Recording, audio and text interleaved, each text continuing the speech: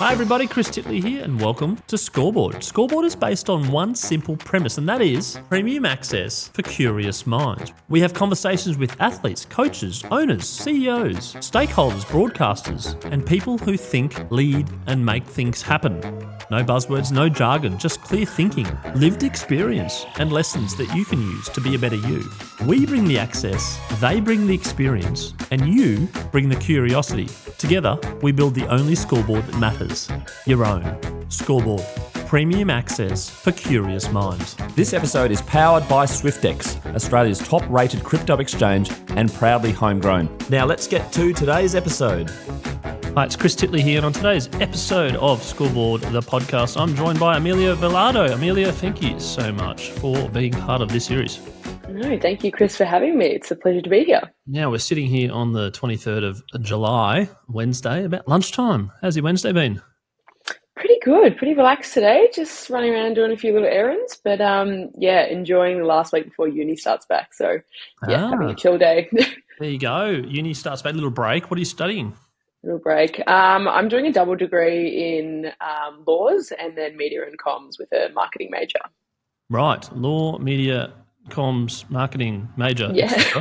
Lots to unpack there. Where's the interest come from there? Yeah, it's been going on. I think like the law degree probably stemmed from enjoying legal studies during school.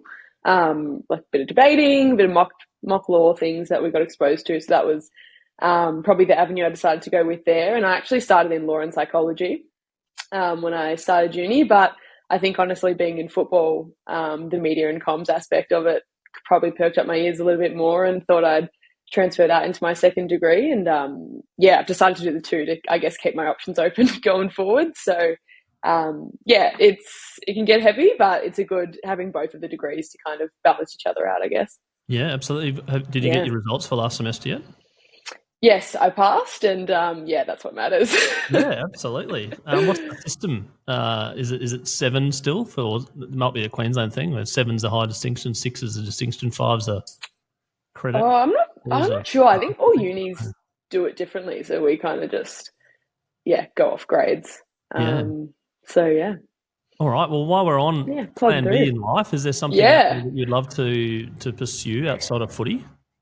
I do get obviously asked this a lot, and like between the two degrees, it's kind of, which one do you lean more towards? And I probably don't have a straightforward answer at the moment for it. I think both areas are of interest in me, which is why, obviously I'm studying them. But I think it's been really interesting, especially being in footy and the people that I've been lucky enough to meet, the amount of crossover between the two, which is kind of interesting as well. And I think, even if it's the tribunal decisions or the impact of, sport and law or sport and media and law. And I think, being part of probably two really big clubs in footy and understanding the regulation between the brands and, protecting those things and all the big things that come up in those aspects is also really interesting, and probably things that I never would have thought existed, especially in the law degree. You get, taught the really clear-cut subjects of, torts and crim and civil and things like that. So a lot of these areas in the real world don't actually get covered. So I think as I go on and just make new connections and kind of understand what's out there a bit more is probably just what I'm trying to, nestle through at the moment, which is, I'm enjoying it. And I'm lucky that I can study on the side of football. So it gives me a little bit more time to, I guess, work out what area I want to go into. I'm probably just making my main focus kind of networking with those sorts of businesses and people at the moment, which we're so fortunate to have access to, to kind of guide me along with that. Yeah, absolutely. And it sounds like you want to stay potentially in sport or the business of sport. What is it about sport that you love the most? Yeah, I think it's really interesting. I think obviously, playing sport my whole life, like it's obviously where that interest kind of perks up, but also I guess understanding the business side of being an athlete now as well. And I guess the way corporate kind of areas run at the club and things like that. And understanding, I guess, as well, the power that being tied to a football club has in the business world. So, like we have Carlton in business at our club, and that's such a pivotal section for connections and networking. And I think, just the Carlton name alone adds so much to that for people who buy into it. So, I think sport has the ability to make such big impacts and really big, changes in society. And I think just it's really interesting, especially from a legal perspective. I guess the different avenues that can open up in sport, but I think just being part of it your whole life really just gives you that extra little bit of interest in it. No, you mentioned about society and its importance. I do think it's very underrated, and I actually have chatted to a number of people about this recently, about sports impact in society, and how important it is, and how important storytelling is, and how important there are correlations between sport and business. I'm curious to know, footy probably wasn't the number one love growing up. Do you want to talk about that and the pivot to Australian rules? Yeah, absolutely. So my whole life I grew up playing basketball. It really wasn't until the year I got drafted that, I started playing footy. And like I always loved it growing up, and I would kick the footy with Dad in the backyard, and we'd go to Carlton games all the time. But like the blatant fact was it just didn't exist for women. So it was never something that you could want to do or aspire to do or sort of thing. So I loved the game, loved watching it and having a kick casually, but I never took it seriously because it just wasn't an option. So played a range of sports growing up, golf, soccer, karate, like experimented everything, but basketball was what really stuck. So competed, like I said, my whole life in local, domestic, rep and senior women basketballs. And then when AFLW came about, we started to have a few more opportunities to play at school. So that was the easiest to get involved in. And I was pretty lucky to have a natural skill set, probably one that was just, developed, like I said, kicking the footy in the backyard. And started to play a few of those games at school and some tournaments that we had running, and really enjoyed it. And I think the landscape of basketball for me at the time probably caused me to fall out of love with it a little bit. And when AFLW just began to really pick up, I just remember kind of standing in front of the TV, especially that first game, watching it and being like, wow, like this is insane. How cool would it be to be a part of that? And I just kind of got to the point, it was 2019, when I was like, why not? So I kind of went all in and stopped basketball, and then went straight into the NAB League, which was what it was called at the time, now Coates League. Was lucky enough to go straight into the Western Jets and played a few games with them before COVID cancelled our season, and was somehow lucky to get drafted at the end of that year. So it all happened pretty quickly for me. Do you remember that first game of footy and you're like, there's some rules here, this is interesting? I think the contact was something that I struggled with the most, and probably, my coaches would say still to this day. So, I think that was definitely the biggest adjustment for me. Obviously, there's so many footballers with the basketball background that gets thrown around a lot, but, I was lucky to have a few of those transferable skills, and I actually played in the ruck when I was at Jets. So I think that was a challenge in itself, and kind of forced me to, try and outsmart my oppo rather than be more physical. So, I think that was the biggest shock. Comparing the fitness levels of playing basketball to AFL, what's the winner? Footy by a long mile. I mean, it's a very different sort of fitness. I think that's a really important distinction. I did a lot of cross country growing up at school, so I think that probably helped me and held me in good stead for that transfer. But it is very different. I won't go as far to say one's definitely harder than the other. I think now I would probably say that, but a lot less sharp change of direction for a player like me, and a lot more Ks covered in the game at high speed. Yeah. And then the positioning, sort of developing your position of what you think is your best position and best suited. How did that go? Because you have played multiple positions. Yeah, absolutely. I sometimes I definitely struggled with changing positions, but now I really reflect, and I'm really grateful for that, because it's developed me as a player, and it also gives me like a lot of flexibility. I guess with selection and on game day and things like that. So so obviously was in the ruck at Jets as an undersized ruck, a very undersized ruck. But then played forward when I was at the Pies, and then on the wing, and then when I was also halfback at the Pies, and then wing and forward and back again at the Blues. So yeah, it's definitely been tough, but like I said, it gives me a lot of flexibility as a player, and it's been really helpful to learn different aspects of the game, especially with someone who was quite new to it initially. And I think it's helped me out, as a forward, to understand what defenders don't like, and vice versa. But I definitely would say my strong suit is on that halfback, seeing the game and using the footy is probably my strength. So being able to like set us up the ground, and whether it's from a D50 exit or an inside 50 entry, I think that's definitely my strong suit. And then when you're practicing the skills, is there one skill that you love and you're doubling down on to make sure that you're known for that, and not neglecting other skills, but sort of like as Paul Roos described in the earlier podcast, his superpower?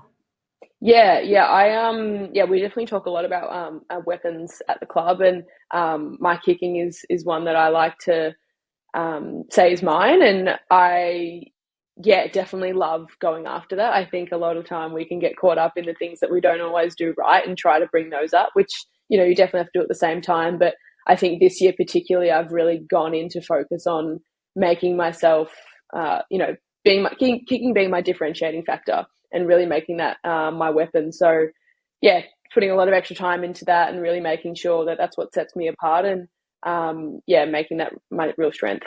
And Amelia, you've got your individual skill sets that you train and you practice and you work hard. Then you've got your role within the team to make it a successful team, and then you've got things like winning and competitiveness. How do you balance all that? And I'm keen to understand your views on winning and I suppose your role within the team and how you understand your role.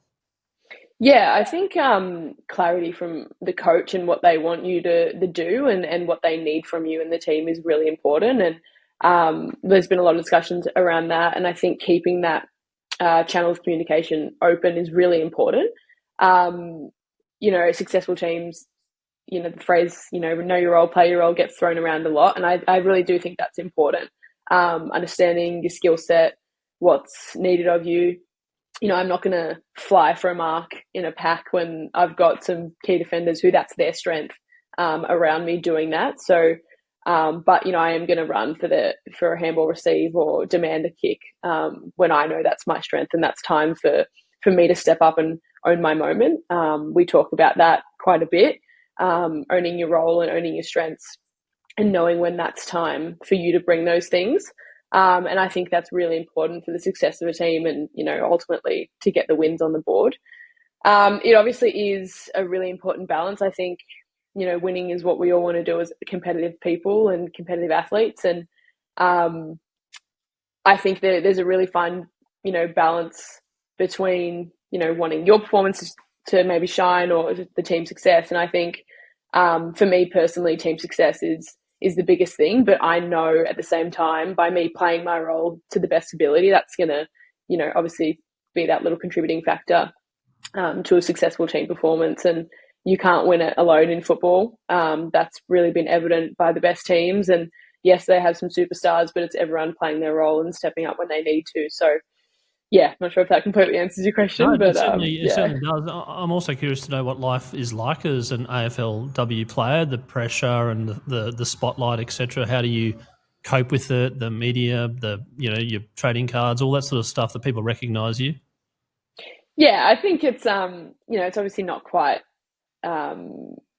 as high level in terms of the noticing and the public figures and sort of thing that the AFL players may have. And it is still pretty surreal at times when, you have kids come up to you and, I had one young girl come up to me in a clinic last year and saying she dresses me for her book week. And that was just kind of like, what do you mean? Are you sure? Like, you got the wrong person. So, I think we actually forget the impact that we do have on some people a lot of the time. But yeah, it's a really cool challenge that we have to navigate. I think as AFLW becomes, more full-time and things, we put more time and effort into it, it does become consuming at times. And I think we discuss a little bit about, the person over the player. And I think that's a really difficult thing for a lot of people to kind of separate and deal with. as much as we'd love to say that, you know, our performances don't impact how we feel about general life, like that is really hard to deal with sometimes. And it's really easy probably to navigate when things are going really well. But I think on the flip side, when there are a lot of challenges that you face, it's really hard to not let those influence day-to-day life. I think me personally, having uni is really important. Sometimes I see it, you know, as an extra stress or an extra things when assignments are coming up. But in actual fact, you know, it's such a good time to separate. Like when I'm at uni and footy's, you know, not thinking about that. And same thing when I'm at football. Like that's where my focus is. And we had Jemima Montag, the power walker, who won bronze in Paris, power walker, speed walker, sorry, the technical term for it. She actually came and spoke with us last year, and she was incredible. She actually studies medicine and is working at the Royal Melbourne Hospital currently while she's training. And she kind of spoke, she referenced like a DJ Dex set and spoke about how if you had all the toggles up at the same time, like it would just be so overpowering, you wouldn't be able to function. So, you know, shifting the toggles to what's most important at that moment in time, whether it be uni's full blast or footy's full blast, to really keep that balance and harmony going. It's something I actually think about a lot when she put it that way. So I think that's a really important thing as well, having things outside of football to kind of balance it out, whether it's hobbies or even in the support system, having people who aren't going to just talk about football or want to talk about football. I think initially playing footy, you know, it became Amelia the footballer. And, you know, my family would only get asked about that, or like that's what they'd want to discuss and things like that. So that was probably hard to not tie your identity to football, I think, when that's being pushed on you so much. But I think as time went on, that balance became a lot better, and obviously contributes to, you know, helping you personally be able to monitor that and manage it as well. We're doing Scoreboard to unpack the personalities of people and talk about identity as part of, you know, part of why we do this. I'm curious to know, Amelia, the non-footballer, what would your friends say about you as a person? What do you want to be remembered by as a person, as opposed to Amelia the footballer? Yeah, it's a good question. I think one that when you do say, you know, what do your friends say, or what do you want to be known for, and you do strip back the things that you do and the person you are, I think it's a good question. I, you know, would like to think that they would say I'm someone who cares deeply about them, and I'm quite a determined and focused person a lot of the time, which, you know, is I think the athlete in me and can probably take over a few different things. But yeah, I would definitely to say that, yeah, I definitely care and love a good joke to lighten the mood and put a smile on their face when I can. So yeah. Are you uber competitive? Yeah, I think so. I think against myself is probably the biggest competition that I've faced. I think I just want to be the best version of myself, and you know, sometimes it's taken a hard way to learn that you know, perfection is not attainable. So just being able to battle with that at times, and you know, mediocrity has never been something that I've been too okay with. So I think in that regard, yeah, definitely. And, you know, my desire to win and for our team to have some success is, you know, really high. And I just want to be able to contribute that in the best way I can. What are some secret tools to be the best version of Amelia? Yeah, I think I did a lot of reflecting on this at the start of the year, in terms of football particularly. And I think I've tried to do a lot of work around the difference between having confidence and playing with conviction as well. And a lot of things that I guess shifted that for me was just putting in extra work, and, you know, asking yourself, like, have you done what you can to prepare? Or, you know, when you've got an extra 100 handballs or a bit of touch or an extra 100 kicks during the week, you know, in some craft, like, you know that you can do it, and just having that belief. And yeah, like I said, gives you that conviction rather than just trying to be like, oh yeah, I think I can do it this week and things like that. I think also just yeah, a lot of planning for me as well. So in terms of like trying to be productive during my days, yeah, understanding when I need to do uni and blocking in certain times for that as well. And yeah, just I guess blocking out my week to make sure I've got enough balance between everything. Are you a visualizer? I am. I definitely am. I even like, you know, whether it's like planning my calendars or my week, like I always like to have everything written out. Whether or not I look at it again, I don't always do that, but definitely that first point in the week on my Mondays or Sundays, like I like to, you know, write everything out so I can kind of see what's there. And even, you know, doing uni work, like putting it down all on paper so I can see it rather than just keeping it in my head.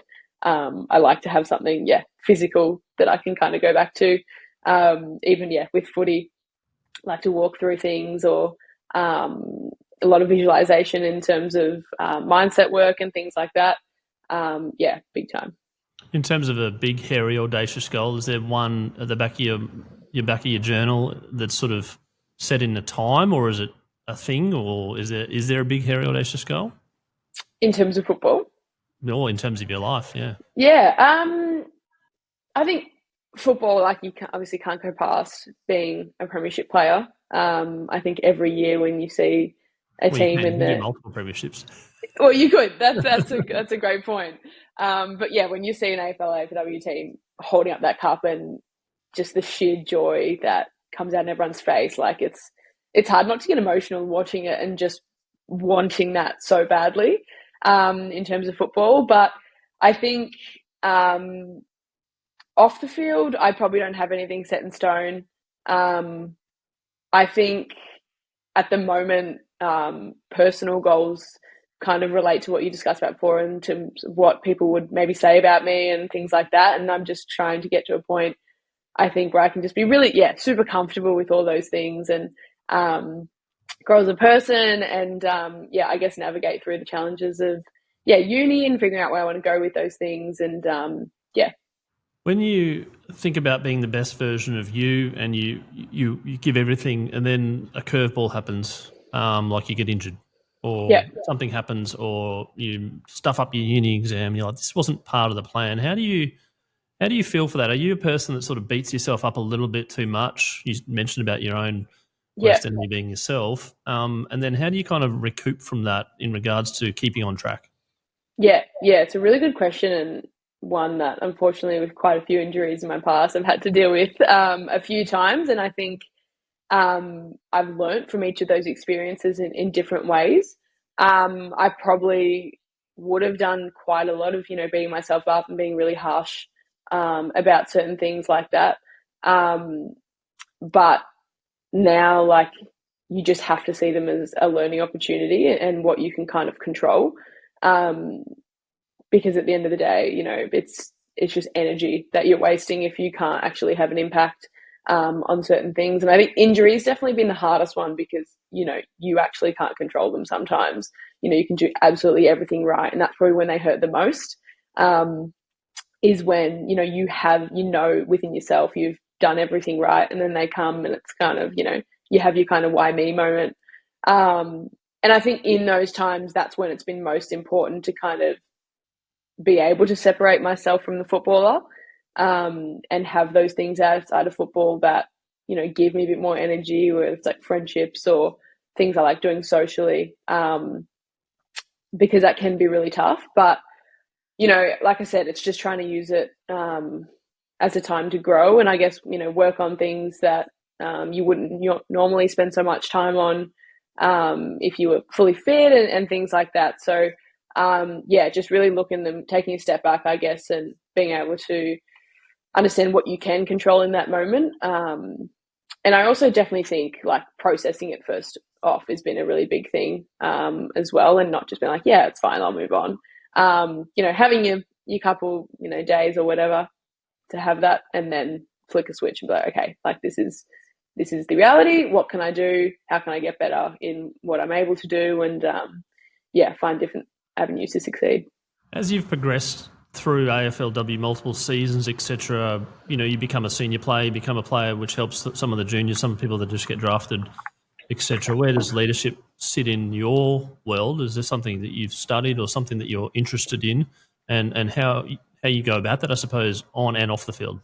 Yeah, absolutely. I love kind of engaging in leadership opportunities. I've been pretty fortunate to have quite a few going through school, and then I think that's probably just built me into what I would like to consider, more of a natural leader in some instances. And I think having the fact that my journey in AFLW hasn't been completely smooth or kind of single-sided, I think it really gives me the ability to connect with a lot of our younger players, whether it be challenges in selection or injury, and things like that, having gone through all of them myself. So I love being able to help the younger girls and I guess guide them if they need it, or provide them a little bit of clarity on things that I didn't do and wish I did, or things that I did know and wish I did as well. So I'm also a pretty vocal person on the field, so I really love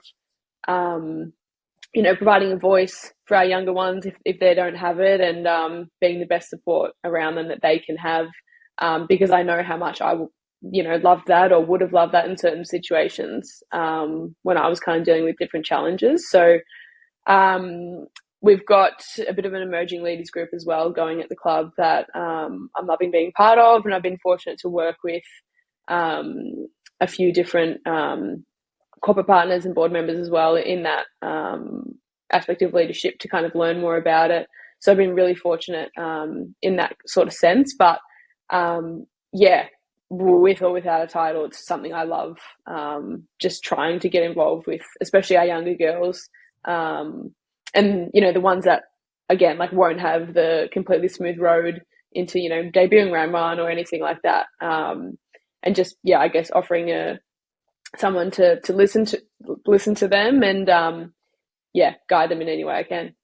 You mentioned about opening your voice before. I had a chat to Ali Anderson recently about opening her mouth, and when she opens her mouth, the ball tends to be in and around her, and she, for the first few years in AFLW, she was a bit shy and didn't want to do that. How have you gone about that? And I suppose after the end of a game, you're physically tired, your fitness and your muscles and things, but what about your mouth? Is it very dry? Is it like you lose your voice? It's an interesting one. I think, communication during a game is one of the hardest skills to kind of refine and teach and develop. And I just know how much I love hearing voice around me to, I guess, reinforce my positioning or things like that. You just feel, it's the best thing about a team sport. You've got other people around you who can support you. And I think being in the defensive position, it's not always when the ball is in you, around you, that the talk happens. Majority of the time, it's when you don't have the ball or where it's not near you. So I think I love that aspect of it, and just providing as much, I guess, reinforcement to players when the ball's not near us, and just making sure we're organising our positioning, or because like I said, I know how helpful it is for me personally, but it is definitely a really hard thing to keep going, and it's a really easy thing to do in the first two quarters, and then as the game progresses and you've been doing it for a while, or if you're not getting much back from people around you, it's hard to keep going with. But it's definitely something like any skill that you really have to train in order for it to be good. I was just going to touch on that in terms of training. Do you guys train to use your voice for a period of time, like an hour, where you kind of go, don't stop, just keep going, or periods like game-like mimicking in terms of comms? Yeah, I don't think, we necessarily, we'll always make that an aspect. We've kind of tried to talk about it as a non-negotiable for our defensive group, and naturally you're going to have days where it's really good, and in contrast to that, you're going to have days where it's really not up to scratch. And I think acknowledging that, but then personally, something I like to do is I always talk about to the young girls, like inviting the comms, and if I'm not getting much from my teammates, it's just, are you happy with me here? Like, where do you want me? To kind of really engage other people if they're not bringing it up, or if vice versa, I want people to do the same to me if I'm having a quiet day. So Yeah, it is definitely something, like I said, you have to train like any skill, because it's not just going to happen on game day if you don't bring it out during the week. Speaking of game day, is there a particular time or routine that you get into or that you love the most in terms of the time of the game? I think it's probably fluctuated. I do love an afternoon game, especially at Icon Park when the sun's out. It's absolutely lovely. Night games definitely take a lot of adjustment. I think there's a lot of time before the game, and for someone like me who's quite an overthinker, it's not always helpful. So I love being able to, like, with an afternoon game, get up, organize my food, kind of have a little bit of time, and then get ready and go. I think that's always probably my favorite time to play a game. But in contrast, I think the atmosphere on a night game is pretty cool sometimes. Under lights is something special about that. That's the game I debuted in as well. So I think, yeah, there's something special about a night game. But I do love an afternoon game. Really easy to kind of set up your nutrition and not have too much time that you have to kill. Yeah, the night game must be a little bit tricky if you're a coffee drinker, if you're a lunch person. You sort of go, do I overeat because I'm not having dinner? Do I have dinner? Do I have light dinner? Do I have coffee in the afternoon? Do you balance? Yeah. How do you go with that lunch and food and whatnot? Definitely, especially when you've got sort of, set meals that you like to have, or you definitely have to tinker with that a little bit. And I think the caffeine's an interesting one because I'm definitely someone who has it before the game, and it's that really funny balance that you've got to do whatever it is to be up for a game, but then you're not going to sleep that night, probably, if you've been having caffeine gels or just coffee or whatever. It's up to some really early hours in the morning after those games, on top of the adrenaline of just playing a game. So, it definitely is a big adjustment, but, one that we just have to make, and it's pretty normal. And the night games, when do you reckon you get to bed? You're kind of you're actually in a calm state of mind. What time? Oh, it depends. I mean, what time the game is, but yeah, definitely into the 2-3 a.m.s. I'd probably say. Oh, right. I think it. Okay. Yeah, I'm not someone who sleeps well at the best of times, but I think it depends on the game that you had as well. You got the transport home, and then you actually got home, and then you're like, maybe have something to eat because I'm a little bit hungry. Exactly. Maybe. And you're like, there's something on TV, or you reflect, or watch some highlights, or whatever, and then you're like, okay, now it's time to get. Oh, jeepers, it's 2:00. Yeah, exactly. By the time if it depends if playing at home or not, like you might go back to the club to do recovery. And then, like, I'm not someone who's really hungry straight after games, but then, be starving, 2 hours later. So then you got to eat then. And, if I'm thinking about the game, I might watch the game that night, or, you just kind of get into a spiral about different things. There might be some games where I'm absolutely exhausted and all I want to do is sleep. But, it is really variable, but it can definitely be a very late one. I'm going to talk about fun for a second. Fun playing sport growing up, obviously essential. If you're having fun, you keep going. There's no stopping. Then it becomes a little bit more on the line when there's money involved and there's livelihoods and contracts. And we talked about the law side of things and whatnot, about negotiations, etc. Do you still have as much fun playing footy as when you were younger now that you're a professional? Yeah, it's a really interesting one, and something we talk about a little bit between ourselves, or me and some of my closer friends do. Look, I don't think it's fun to the extent that it was when it was just I'm doing this for pure enjoyment, just because all I want to do. Because at the end of the day, it is also a job. But I've definitely, and I think there's a lot of factors that contribute to that. If you're not playing or if you're injured, it does become really challenging at times. And like I said, that pure enjoyment when you're going through those challenges kind of is taken away when I guess the game is taken away from you in a sense. But the first half of preseason especially, and a bit into the off season, I really was having so much fun, and I think your performance also just increases in accordance with that. Which is always easy to say. If you just enjoy it, then you'll play better, but it's not always easy to get to that point. But I think playing with that, I guess, conviction that we spoke about before also just allows you to play free and I guess have that fun in turn. So I think it's definitely different. Like you said, when money and contracts and there's something on the line at the end of the day, and you have to earn your performances.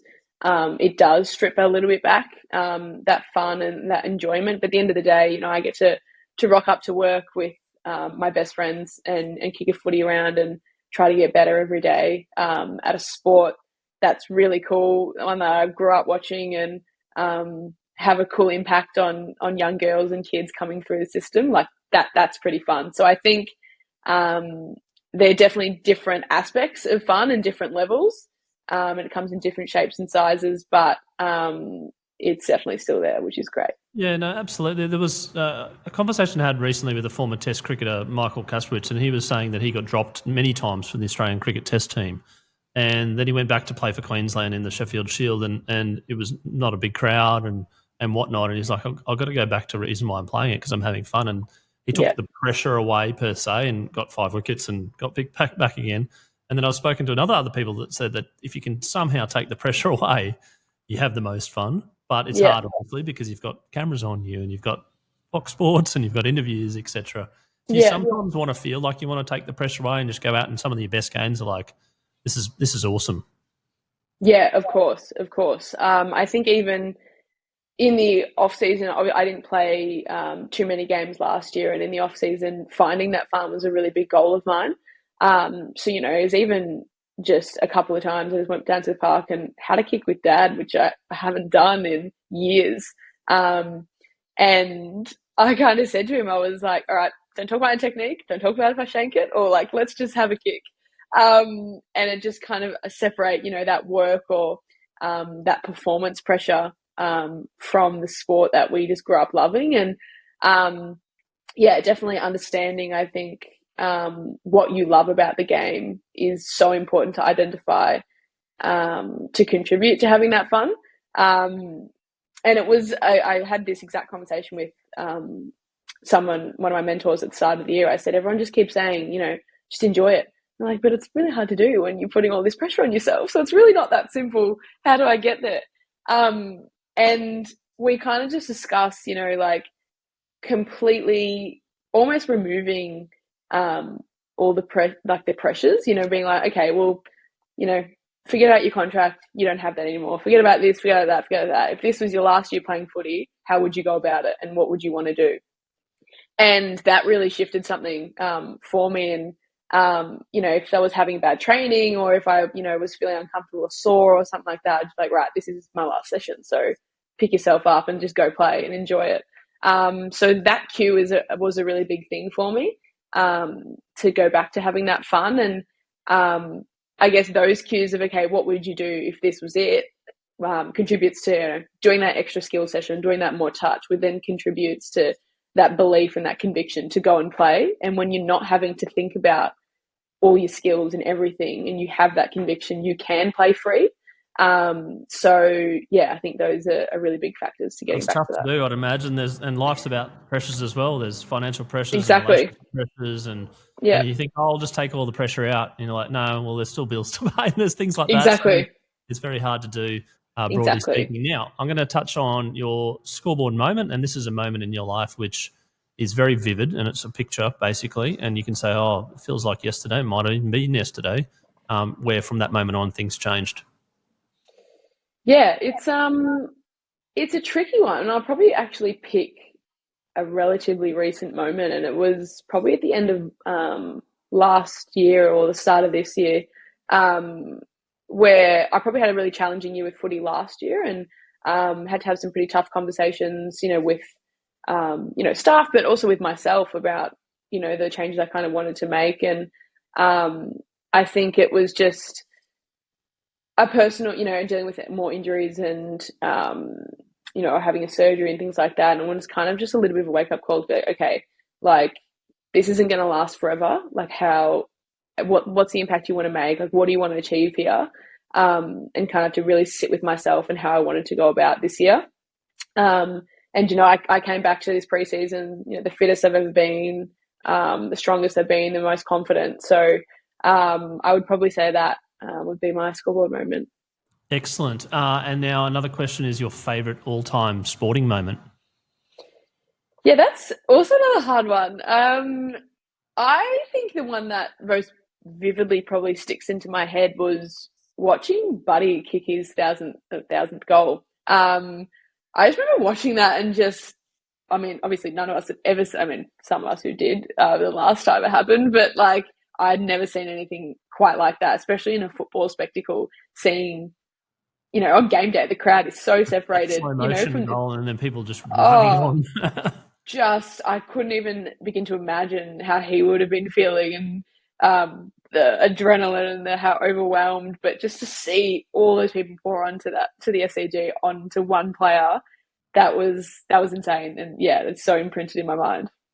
Absolutely. What a moment that was. Actually, that's the first all-time favourite sporting moment, including Buddy Franklin. I'd love to have Buddy on the podcast. There you go. Got a direct line. Please introduce. Yes. Now, he would be a great one. We're going to have a little bit of fun here now. I'm going to throw a few things at you and you're going to have to answer them pretty quickly. If you only had to subscribe to one subscription service, Spotify or Netflix, which one would it be? Spotify. Always have music on. Always have music, yeah? Yeah. Okay. All right. If you had to go to a long lunch with friends or a long run with friends? Oh, lunch, definitely. Yeah. Definitely a long lunch. Is there a shout out to your favourite restaurant? Oh, God, that's too hard to choose from. But Convoy Cafe around the corner from me is a good spot. Okay. Shout out to them. We might tag them on Insta. Yeah. Do you prefer to watch cricket or tennis? Oh, tennis, definitely. Sorry, I struggle sometimes with cricket. There you go. Yep. If you had to visit one place, Brisbane or Adelaide? Oh, Adelaide. Adelaide. Yeah. There's a few Adelaides out there at the moment. Yeah. I'm not I've winning. got some friends from Adelaide, so I'll go with that one. A picnic or a barbecue? Barbecue. Barbecue. Definitely. Okay. Yep. Excellent. All righty.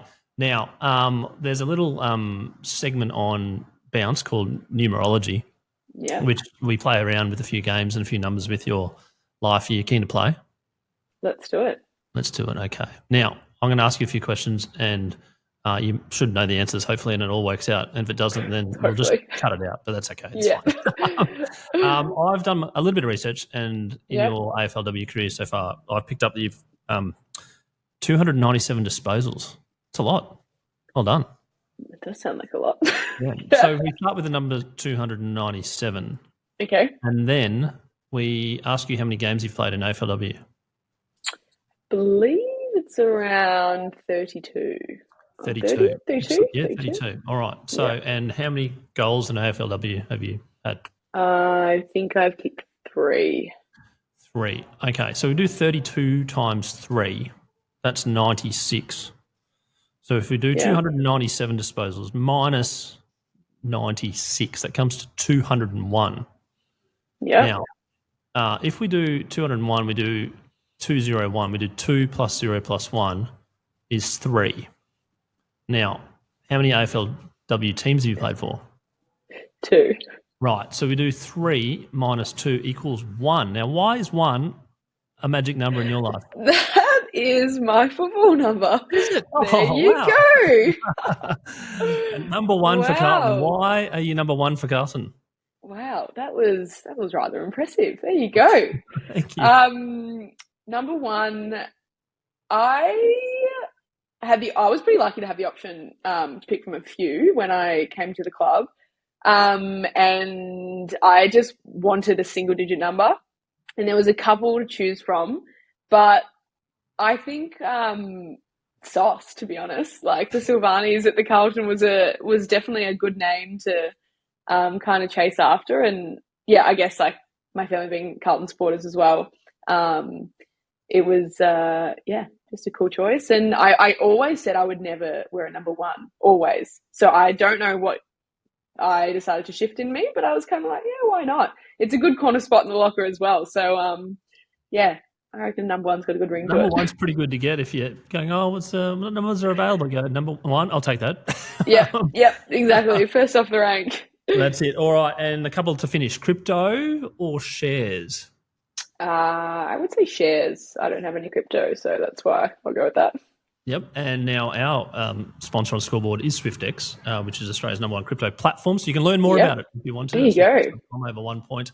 1 million users in Australia and New Zealand as part of their sponsorship. We do a little segment called the Bucket List, powered by Swyftx, which crypto can take you anywhere, and that is the sporting event that you'd love to attend to that you haven't yet attended. I would love to go to a Super Bowl. Absolutely. Yes. Yeah. It's appeared a few times. The Masters has appeared and Super Bowl's appeared. The Tour de France a couple of times as well. Yeah. The Masters, I reckon, would definitely be up there for me. Yeah. But Super Bowl would be next level, I think. Yeah. The tailgating and the barbecues, the atmosphere. I mean, it's AFL Grand Final times 10 or whatever it might be. Ridiculous. And well, not times 10, but not getting a million people. Yeah. You know what I'm saying? It's just the epitome. So maybe level. one day you can get to the Super Bowl. Now, Amelia, one last question. Some advice for young girls or boys who are playing sport right now and having fun, and there's a pathway for them to become an elite athlete or a professional athlete. What's some advice that you want to give them? Probably something that we touched on during this is find what you love about the game and keep it fun. Understand that, it's going to get serious in certain aspects and it's going to come with its challenges, but always remember what you love about it, because keeping that fun and enjoyment in the game will be your biggest superpower. Amelia Velardo, thank you so much for being on Scoreboard today and having a chat. It's been an absolute pleasure, and I look forward to the coming season, only in a couple of weeks, following your progress. Congratulations on what you've achieved thus far in AFLW and also in your studies, and looking forward to support where I can and following your progress. Amazing. Thank you so much, Chris. It's been great to be on. Go Blues.